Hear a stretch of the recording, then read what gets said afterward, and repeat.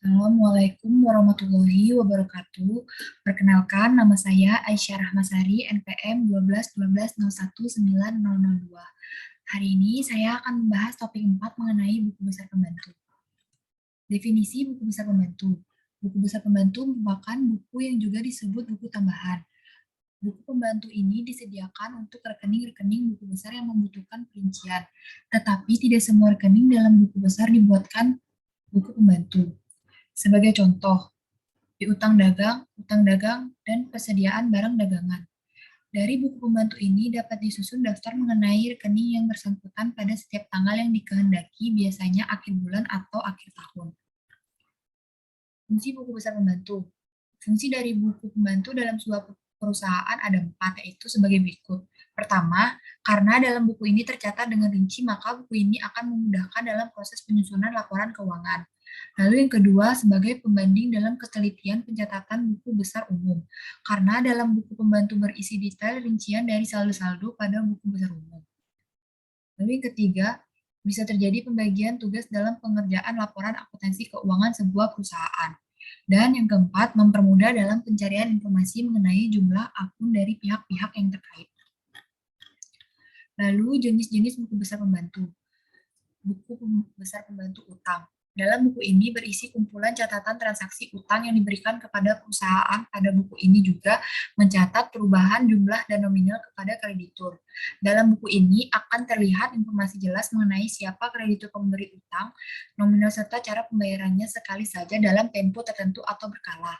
Lalu ada buku besar pembantu piutang. Dalam buku ini merupakan kebalikan dari buku utang. Pada buku ini berisi kumpulan piutang atau tagihan dari langganan kredit. Di buku ini tercatat rincian data debitur, nominal tagihan, dan cara pembayaran secara kredit dilakukan setiap tanggal berapa. Di sini terdapat contoh tampilan buku besar pembantu dalam format pivot table dan tampilan buku besar pembantu dalam format advanced filter. Lalu kita langsung coba aja ke Excel. Di sini kita bisa insert pivot table, lalu untuk table range-nya bisa kita masukin jurnal umum, kita blok,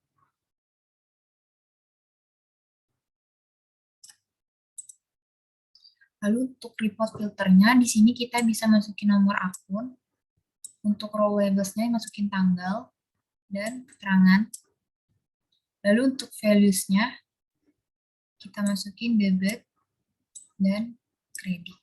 Lalu di sini kita rapihin tanggalnya dengan field setting, non. Untuk layout and print-nya kita show in tabular form. Ini. Lalu untuk count of debit-nya kita ubah jadi sum. Kreditnya juga sama. Lalu di sini untuk sum of debit dan kreditnya kita blok. Kita ubah ke counting. Di sini kita rapihin aja. Lalu di sini kita bisa copy buku besar.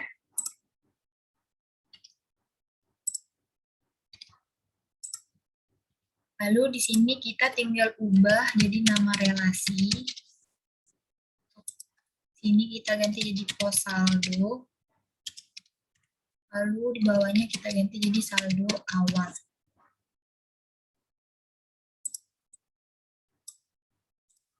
Di sini juga kita bisa masukin rumusnya jadi V lookup click all daftar bantu lalu false. Kita tinggal copy aja. Lalu di sini kita ganti jadi all. Kodenya kita ganti 3.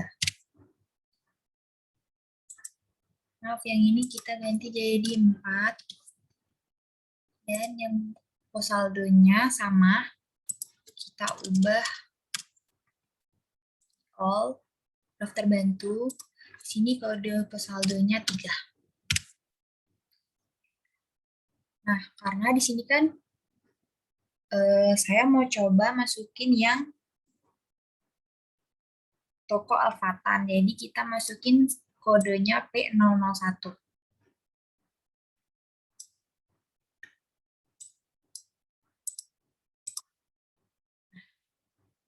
Ini ya teman-teman. Kita buat konten. Lalu saya mau coba buat relasi satu lagi. Tinggal di copy aja. Kita tinggal ganti.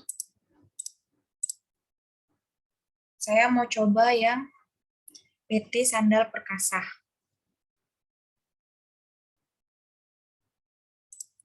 Maaf. Setelah ini kita mau ngisi sum of total. Maaf teman-teman, saya lupa.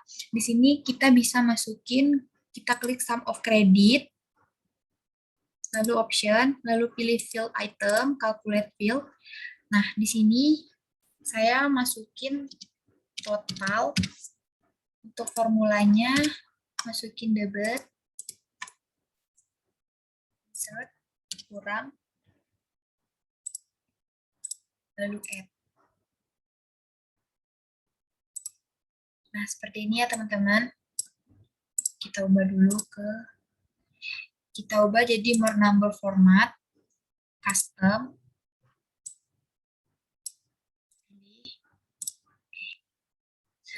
Baru di sini kita bisa coba relasi satu lagi, kita copy.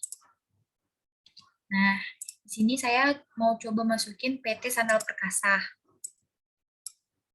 Pilih kodenya U002.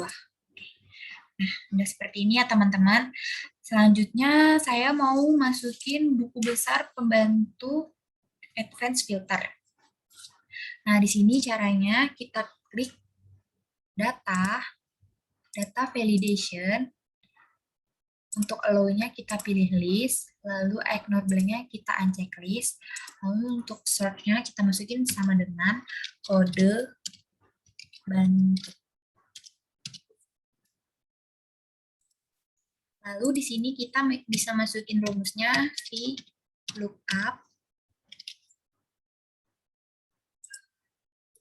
Lalu kita tulis daftar bantu. Kodenya 2.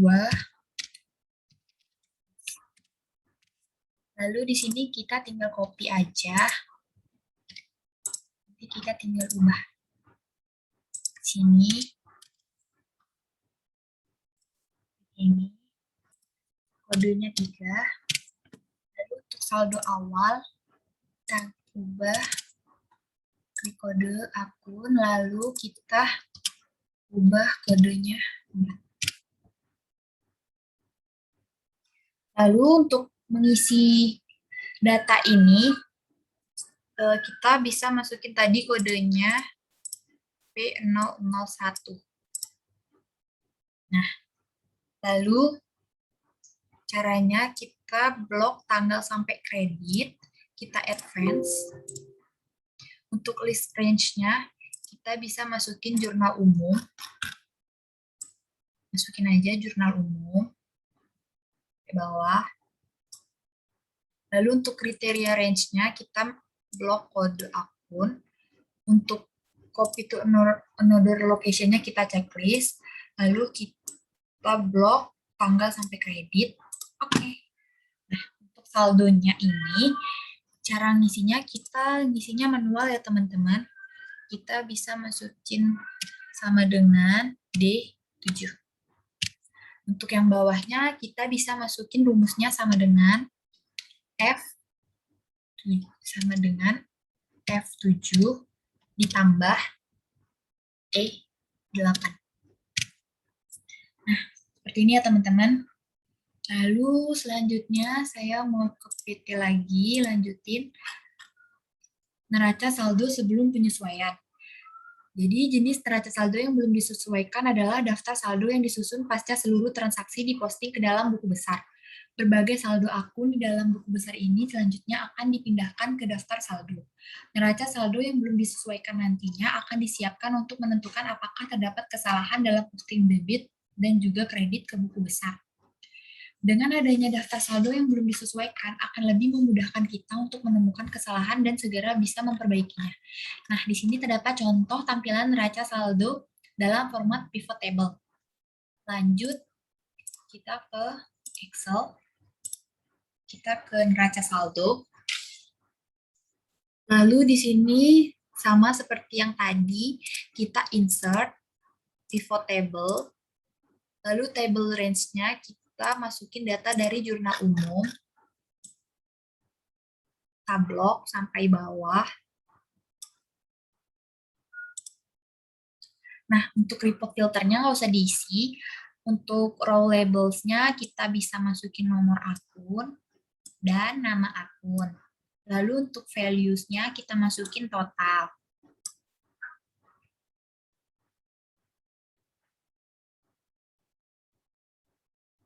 Nah, lalu untuk nomor akunnya di sini kita pilih field setting. Lalu di sini kita pilih none. Untuk layout-nya kita pilih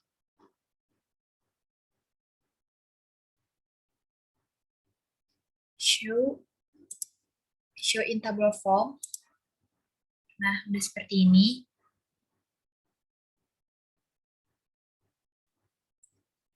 Lalu untuk menghilangkan kode bantu itu, kita klik row label, lalu kita pilih B01, kita unchecklist sampai bawah.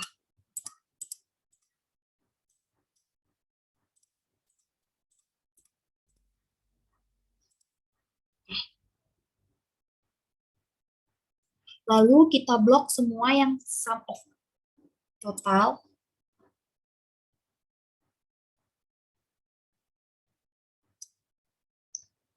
Lalu kita ubah jadi accounting.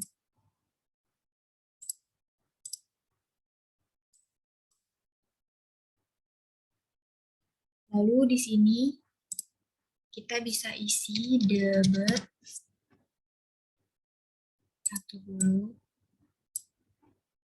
lalu sebelahnya isi kredit.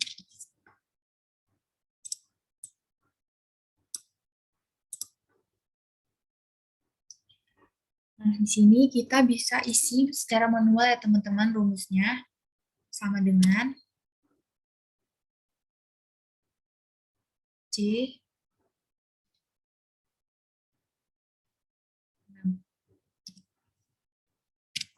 Nah, di sini nilainya emang nggak ada ya teman-teman saldonya, tapi kita bisa tarik aja ke bawah.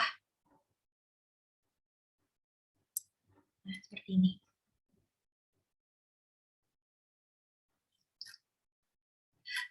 Semuanya kan nggak termasuk debit ya teman-teman. Yang termasuk ke dalam kredit itu seperti akumulasi penyusutan kendaraan. Nah, jadi di sini kita bisa masukin rumusnya sama dengan min C 17. Lalu untuk selanjutnya ada akumulasi penyusutan kantor. Kita tinggal masukin sama dengan min C 19. Nah, lalu kita tarik aja sampai penjualan.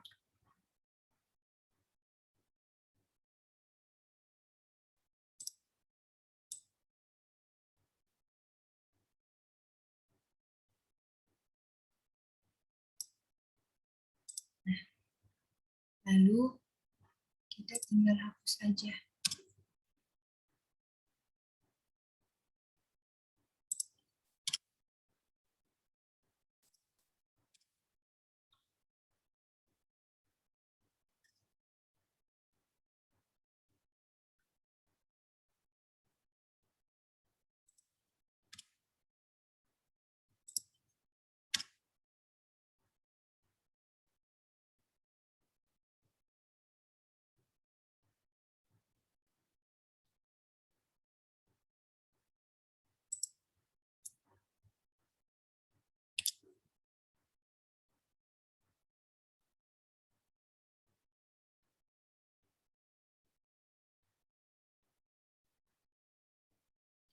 Balik lagi ya teman-teman. Nah, seperti ini. Lalu kita ilangin saldonya. Caranya kita blok.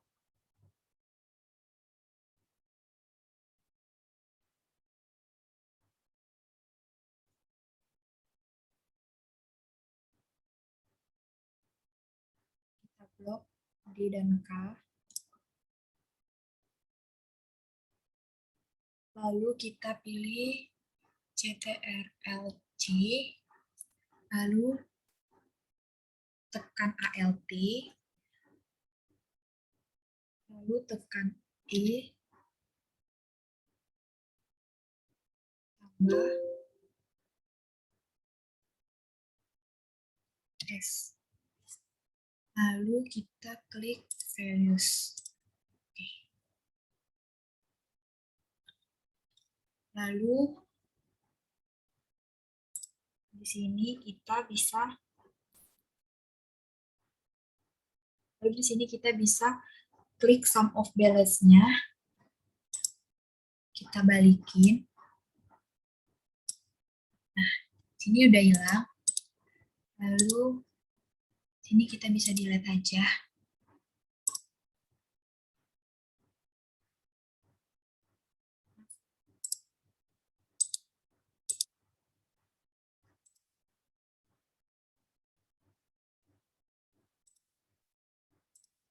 Nah, seperti ini ya teman-teman. Lalu untuk jumlahnya,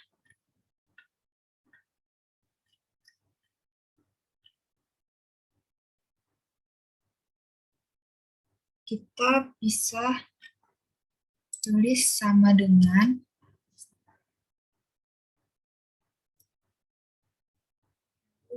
kita tulis sum, kita blok debit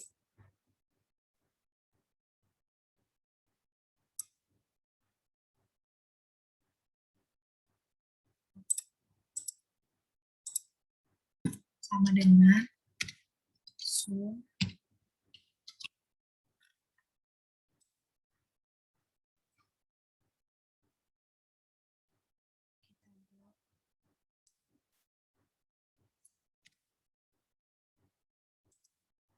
kita ubah dulu penting, lalu kita tarik.